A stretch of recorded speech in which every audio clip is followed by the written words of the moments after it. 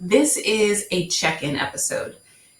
I talk a lot about finding an accountability partner, and this is a space for me where I am asking you to be my accountability partner. Setting goals and successfully accomplishing them is directly linked to your check ins. And those check ins are things that happen with yourself, right? Like checking in internally, but then also checking in with your accountability partner. So today I'm doing an accountability check in. In season one, episode 4 and 5, I talked about the benefits of choosing a focus word for the year. Episode 4 walks you through how to complete a one word focus activity set of activities with your students. Episode 2 walks you through completing this one word focus activity for yourself. Both of these episodes dropped around the new year for 2022. So if you didn't get to listen to them and you're scrolling back, that's where you're going to find them. But if you were able to listen to those episodes, did you set a focus word? And what is it? I love to know what people's words are. Now, I really do want to know. So if you can message me on Instagram, send me a DM. My handle is at @ITeachCustom. I'll make sure I link that in the show notes. And then, or you can send me a message on LinkedIn. Maybe you're not on Instagram, but maybe you're on LinkedIn. Now, if you didn't set a focus word, I will say that now is actually a really great time. First of all, there's no time like the present, but also at the time that this episode is being aired, it's back to school season. This is the time when you are establishing your goals and your rules and expectations and norms for your classroom. And really having a focus can help you to do that, because goal setting and intention setting around one focus word, again, it gives you a focus. It gives your students a focus. There are setting a goal can be really overwhelming at times. And so it's best to start with one step. Lao Tzu said that the journey of 1,000 miles begins with one step. Choosing one word is like taking that first step. Establishing your goals and setting your intentions in alignment with that focus is the second step. Next, write out a few actions that you can take to keep your daily journey in line with your focus. The next step is to take action by finding accountability in ways to hold yourself accountable, but then also finding an accountability partner or an accountability community. And then share your word and some of the action steps that you have outlined with that community and invite feedback.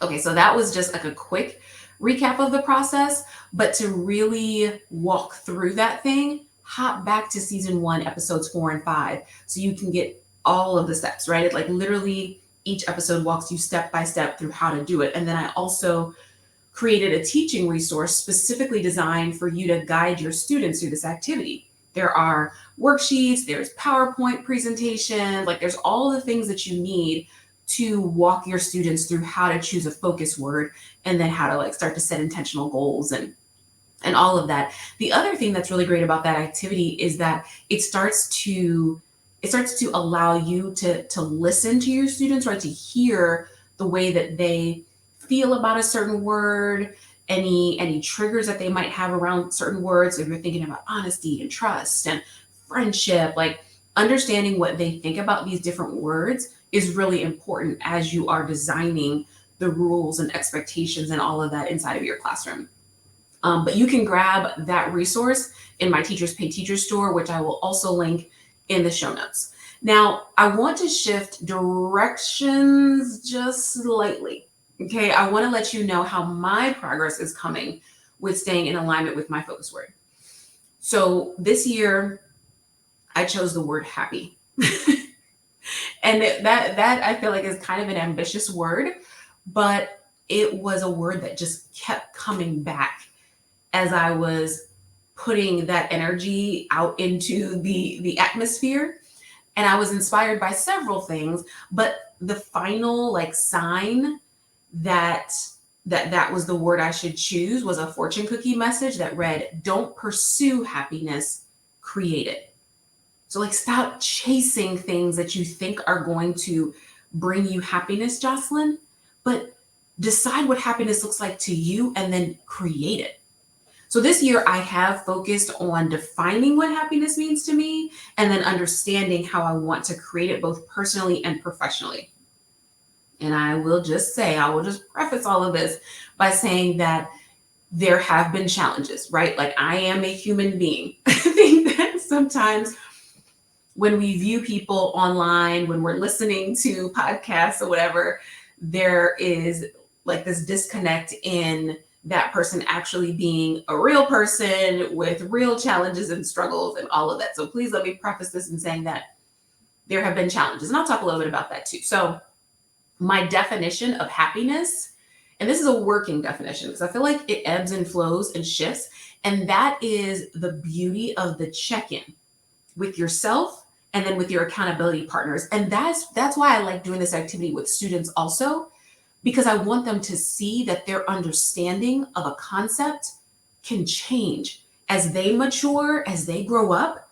Their understanding of a thing is going to evolve, and it should evolve. And we don't want to hold them captive. We don't want to hold them prisoner to the way that they thought about something earlier in the school year, earlier in their life. So anyway, I digress. So my working definition of happiness is occupying spaces as my authentic self, actively seeking peace, resting in my current blessings, finding liberation in letting go, honoring my enjoyment of my quality time, and allowing myself to be nurtured by others. That's my working definition so far. I have really enjoyed focusing on this word as I guide and as I plan my days and I set my intentions and as I'm processing my emotions. It has actually been really enjoyable because I think that in different phases of our life, we are encouraged to focus on our happiness, and in other phases of our life, we're not. So for myself right now, I am a mother of 5 children. I am a small business owner. I am a wife. I am a daughter. I am a friend. And that's a very busy phase of life. My dad says that I'm a part of the sandwich generation, right? So I'm sandwiched between the needs of my parents and the needs of my children. And that is a very, it is a very jam-packed sandwich because then I have myself in the middle of all that. And many times the needs of my parents and the needs of my children far outweigh, or no, I'm not going to say that they outweigh the needs of myself, but I will say that I put an emphasis on, or I focus on, because sometimes they are talking louder. And until my body literally says, Jocelyn, you cannot do this, right? Like a lot of times when I'm very, very stressed out, I get physically sick. And maybe you do too. But my body is saying, stop it. Stop it. You need to take care of yourself. But why does it take all of that for me to stop and to focus on what's going to bring me peace and joy and happiness? So it's been really great to focus on my definition of happiness and to see how it evolves and ebbs and flows as this year is going on. Now, personally, I am seeking happiness in my relationships with myself and with my family and my friends. I am also seeking happiness in silence. I am an extrovert and I do enjoy a lot of energy and noise and activity, but I have really learned that there is peace and happiness and joy in silence. I need to rest, and that for me happens in the quietness of life. Sometimes that happens in my car, sometimes that happens in my closet. But silence and stillness makes me happy like it never has before. And then professionally, I am seeking happiness as I consider the schools that I partner with. Maybe scaling back or partnering with certain types of schools. As an entrepreneur, as a small business owner, especially when you're starting your business, and this may not necessarily be a nugget for you, but I think that you can, as far as like being an entrepreneur, but I'm sure you can relate it to other things in your life. Like, right, when you're starting something new and fresh, you are tempted so many times to just take whatever comes your way, even if that thing is not really in alignment with all of the goals that you set for yourself. But you need the experience, you need the money, and you need whatever else it is that you need. So I am really this year starting to consider the partnerships that I have with schools and saying, well, this is not going to be the best fit for both of us, right? Like, I'm not going to be able to serve you the way that I believe you deserve to be served. And also, in this serving, it is a partnership, and I'm not sure that we are all in alignment with the way that this partnership should look. So I also want to consider the amount of time that I need to rest and recover in order to show up fully for these partnerships. So when I just say yes, I am going to partner with a school, I give them 110%. There's a charter school that I just started working with in Michigan. And for the in-person training that I did with them a little while at the very beginning of their school year, I actually changed a part of my workshop, and I decided that in order to make the workshop even more robust and meaningful for them, that I needed to bring in like this other physical resource. But I had, like, as far as the pricing of the workshop, those extra resources were not really included in the price of the workshop. But I stand in integrity in that the price of the workshop is the price of the workshop, right? And just because I have done some things to improve that workshop, I'm not gonna like not give you the improvements even though they've come to my mind, right? So I have to think about what is it that I need to walk in integrity, to show up fully for this partnership. And that means that I need to rest and I need to recover so that the best ideas can come to me, and that I can speak intentionally and I can speak from a place of peace. Because that's the other thing, right? The type of work that I do with educators is, it's deep. I mean, I'm not going to a school giving a keynote, right? Like, I'm not here to like rah energize. Like, that's not the sole focus. That This is a workshop, right? This is professional development, and so it's not just fluff and stuff. It is challenge. It is us getting down there and grappling with some ideas. It is sharing some emotional spaces, and that can be heavy on me too. Even though I'm standing up there as the presenter, right? And I'm walking around and I'm facilitating this workshop, in order for me to continue to do this work from a place of joy, and because I know that it is my passion, then I really have to think about what happiness looks like in that space. So that's personal, that's professional. And I find that the more I focus on happiness, the more I see it.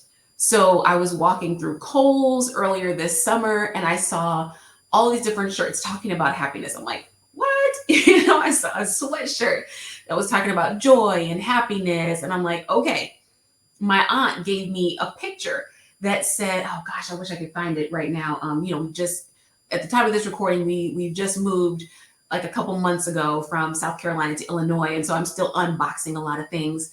But she gave me this picture that talks about joy and happiness. And I'm like, I don't think she knew, right? Like, she wasn't necessarily one of the people in my like direct accountability circle that knew that I was focusing on happiness. So I thought it was just really cool that all of these things are coming as reminders that I should be focusing on happiness.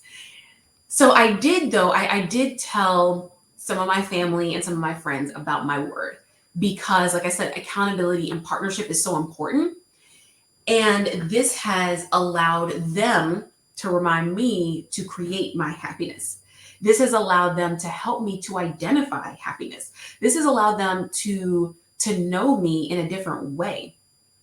It really has. And that's why, like I said, I love doing this activity with students, because it really gets to the heart of who people are in a much different way when you focus in on something very small, right? Like, niche down, niche down, niche down. or niche or whatever, however you want to say it. So it has been a journey. It has. And I think that the greatest challenge to my happiness has been the move from South Carolina to Illinois. Ooh, listen, that move almost broke me. Okay. It almost, I can't lie to you. Like, again, we are partners in this thing. That thing almost broke me. And there are a few reasons for that. We originally planned to move in December because my husband started this new job and he started that at the beginning of November. So we're like, okay, well, let's rush, try to find a house, whatever, if we have to rent, if we did it, but we want to all move in December. But then we thought about it and we said, ugh, winter in Illinois is brutal. And I don't want to. I do not want to deal with it right now. So we stayed in South Carolina, but that still meant that my husband had to go back and forth to Illinois. So he would pretty much leave out on Monday morning and come back Thursday night. And I was home with all 5 of our kids, and the intensity of taking care of 5 children, keeping the house in order, preparing for the move, because we still had to do that, right? I flew out to Chicago several times for us to try to find a home in that area. And then also running a business because, hey, I was still partnered with schools, right? I'm still leading workshops and doing other things, right? Like posting on social media and making sure I'm putting out great content as far as blog posts and my podcast and all of those things. So it was a lot. It was a lot. And there were so many days that I questioned whether it was possible to create happiness. And maybe that is a bit dramatic, drastic, whatever, but I don't think so. And a lot of people say I'm a really dramatic person, but I don't think it is.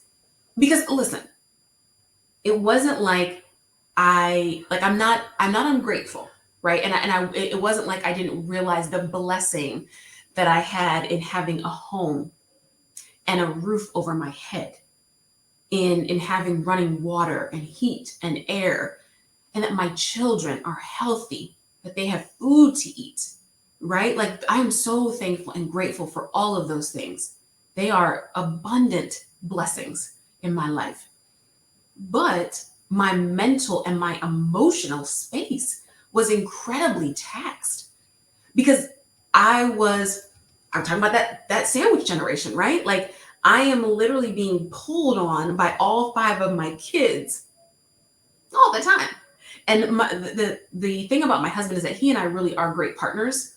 So he is a dad that is like involved. He is making lunches and helping to make dinner and picking out clothes and washing clothes. Like, he is, we are partners in this thing. This our marriage is not like some of the marriages that maybe, I saw when we were growing up, where it wasn't a true partnership in all the things. Like, oh, well, the husband, the male partner is the main breadwinner. So, the woman, the mom, female partner handles all the things, all the responsibilities at the house.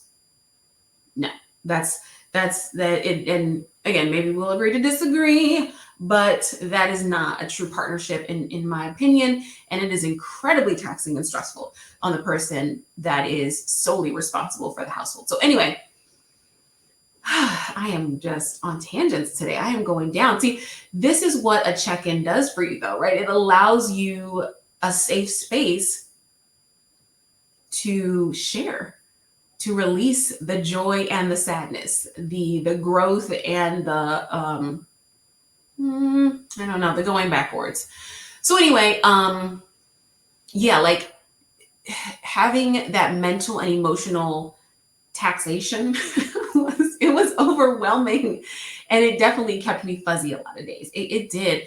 And it was, because there was that constant demand on my time and my energy and my physical presence. And it kept me like in this hum space. It kept me humming. I had to literally pinch myself sometimes to like wake myself up out of the buzz of the routine and the grind. And like, thank God for my family. Like seriously, there was one time when my brother, oh Lord, I have two brothers, but one of my brothers, he was in Florida and he was going back home to where he lives, and he had to come through South Carolina, and he was just calling me just to talk, like as he was driving, and I literally broke down crying, and I was just like, I can't. And he was like, okay, I'm on my way, Jocelyn. I'm on my way. And he literally took a detour because he was like, he was thinking he was going to stop anyway, maybe spend the night. But he stopped and he was there for like a couple of days because my husband was out of town.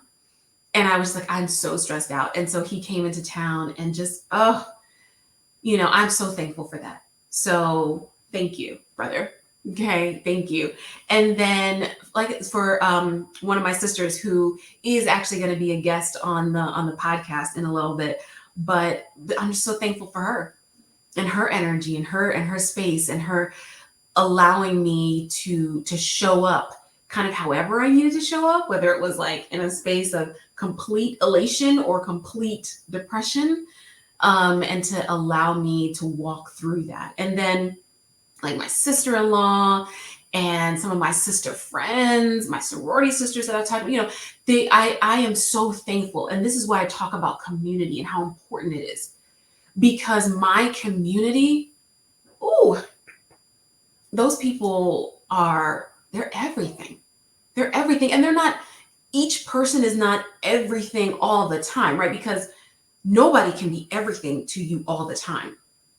That's too stressful. I can't be everything to to any one person all the time. But thankfully I have a good sized network of people. And so I can tap into different people at different times when I need them. And different people are sent my way at different times to help me to recalibrate and refocus. And so that really sustained me, and it lifted me, and it reminded me of joy and happiness. And you know what? I love that. And I'm thankful for that. No one said that we had to travel this path alone. Partnership and community, it's important. And you know what? I think I am going to talk a little bit more about community and kind of how you develop a community in some later podcast episodes, because I feel like that's really important. Also understanding how to navigate a chosen community versus not selected. I don't know. I got to think of the word to describe it. But basically, like when you're in your classroom, those kids don't get to choose who they're in class with. You as a teacher, you don't get to choose necessarily like who is on staff with you, right? Like it's kind of like you go there. You may have some friends there already. Maybe you have some family there. And so it's like, oh, cool. Like I'm choosing to go to this school. But every teacher, you don't get to handpick, right? You don't get to handpick your principal and any of that stuff. So anyway, so I think I'm going to talk about that. Again, another digression. So I need to wrap this thing up. We're getting long here on this episode. So now we are moved and we're in the swing of things. We're unpacking, right? It's back to school season now. And I can say that even though that, of course, is like a hectic season, that I am much more present in my happy space. I am thankful for the accountability that I have, but I'm thankful that I don't need it as much right now because I'm not so much in a fuzzy space and there's not so much of a haze that I can kind of be much more accountable to myself on a regular basis. And so some of the things that I am doing to create my happiness, just so again, right, I talked about how you want to define it and you want to set your intentions around it. You really want to take some action steps. So these are some of the things that I'm doing to create my happiness. First of all right, defined what it meant, right? And I'm still grappling with this definition and my ideas about happiness, because there are certain things in the way that I was raised, and then as an adult still, right, going through college and the different jobs that I've held and on my career path that have, and social media, right, that have put in these like subliminal messages about what happiness should look like. and who deserves it and how long it can last. And so I'm constantly grappling with that, which is why I said that that was a working definition. Okay. The second thing is that I am being much more intentional about stopping to be present in the moments, right? Putting my phone down to fully listen to my children speak and laughing fully and completely. Like one of my daughters asked me the other day, she's like, "Why are you laughing like that, Mom?" I was like, "Well, I'm just laughing completely. I'm not cutting off my laughter. I'm laughing fully." Another thing is that I'm being much more intentional about connecting with loved ones and nourishing relationships, which begins with the one that I have with myself, but also nourishing relationships. Another friend of mine that I talked to the other day said, "Tesla, you have been traveling a lot," and I have, and part of it is for work. Right, I'm traveling to schools now that things are simmered down a bit with COVID. Schools are wanting in-person workshops again, and I love that because I love to be in person and to feel that energy. It's so amazing. But I'm also traveling because I'm going to see friends. Like I'm getting ready to go down to Texas for a baby shower, and I'm going to be going back to South Carolina for another baby shower. And, like I want to connect with people again. So that's one of the things that brings me joy. Also, boldly walking in the joy of creating a business.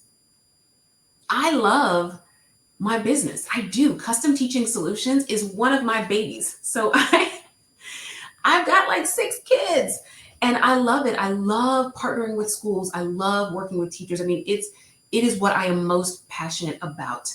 It is. I love it. I love meeting different educators from across the country. So I need to boldly walk in that. Sometimes when we start something new, it can be intimidating to share with people.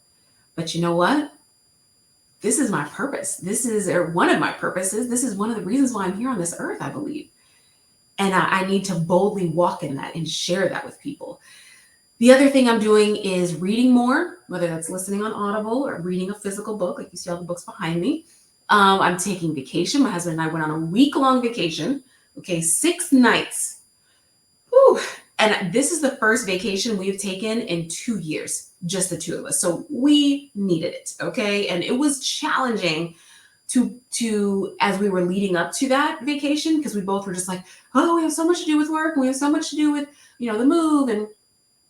But I'm so glad that we took that 6 nights and we just went away. So I'm really glad about that. I'm using a diffuser. I've got my diffuser on right now. You may be able to hear kind of like a soft, a soft wind blowing. That is my diffuser. I really enjoy that. And the essential oils, they help to kind of keep me calm and zen. Then I also decided I'm not drinking any more large drinks. So when I go to Starbucks, like I actually have my Starbucks coffee right here. Oh, you can see my lipstick on there. This is a tall. And I find that this is just enough. Larges are like extra larges nowadays. So I'll either get a small or a medium. Then I'm also striving to take 10,000 steps per day. And that has been really interesting because I don't always get it, but I strive for it. I think that physical activity, getting outside in the middle of the day and just taking a walk, it really starts to rejuvenate me. And it reminds me to like connect with myself and connect with nature and all that, and just be present in the thing. And then acknowledging my feelings and being honest with myself and others about my capacity, because that is something that I have not traditionally done. I will push forward, even if I know that thing is going to break me. I will give, even though I don't have anything to really give. And I think that I was doing that from a place of fear of disappointing people, fear of losing a friendship or a relationship. But at the end of the day, I'm losing myself, and I can't do that. Okay, and then the last thing I want to talk about is I'm wearing earrings. I love wearing earrings. I actually love wearing necklaces too, but I forgot to put one on this morning. But I've been wearing earrings. I've been trying to like put on a little bit of lip gloss or whatever, just in my daily life. So those are some of the things that I'm doing as far as action steps. And all of these are connected to my personal and professional happiness, right? I am appreciative for this journey. I am loving the opportunity to learn in this focused way. I carry this awareness and this intention into every space. For example, when I am facilitating workshops, I am focused on being happy as I present. I am focused on bringing happiness To the teachers, even though we are doing some deep reflection that leads to challenging mindset shifts and complex conversations, I know that my goal is happiness, and that in the place from which I lead and I engage, happiness. To me, this means actively and open-mindedly listening to what people are saying. It means answering questions thoughtfully. It means acknowledging when I feel tired or frustrated or confused and working through that, right? And then creating the happiness in my personal life fuels me to walk happily into my professional spaces. It's a balance. It's a balance. And it's not one that I achieve every day, or sometimes I do achieve it at one point in the day and then I don't. And then here we are. But that's what I'm constantly striving for. Okay. I thank you. Thank you for being my accountability partner. This was a super long episode. I think probably one of my longest episodes, but I thank you for listening, for hearing me, for valuing my voice. And I would love for you to send me a message. Like, let me know what resonated with you from this episode, what your focus word is or phrase. And I will check in again, maybe around December, right before I set my new focus word in January, just to kind of let you know how the rest of this happiness how the rest of this happiness journey is going, and whatever the new word is that I'm going to choose for 2023. What is your focus word? How has it impacted your personal and your professional path? How do you show up differently because of this focus word? Completing the one word activity with your students can be so eye-opening for them and for you. So I highly, highly, highly recommend and encourage that you do this with your students, right? It gets your students to think about their motivations.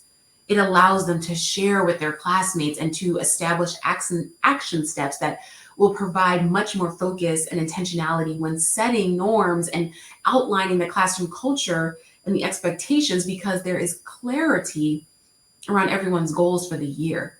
The norms and expectations can be designed to support that success. So, I mean, you literally just heard me talking through my motivations, right? Through my actions. It's the same thing with your students. Of course, you may have to do a little bit more scaffolding if you have younger students, but you can still do this. Now, I know that I talk about my own, like my biological kids a lot, but I feel like they are a really great sample size. And I do these same activities with my children who are young. Right now, as a middle school teacher, of course, I did these activities with my middle school students, but I still do these type of activities and these thought exercises with my 3-year-old, with my 6-year-old. And I talk to my 18-month-old. She can't always vocalize all of these things, but I believe that she's taken it in. So anyway, okay.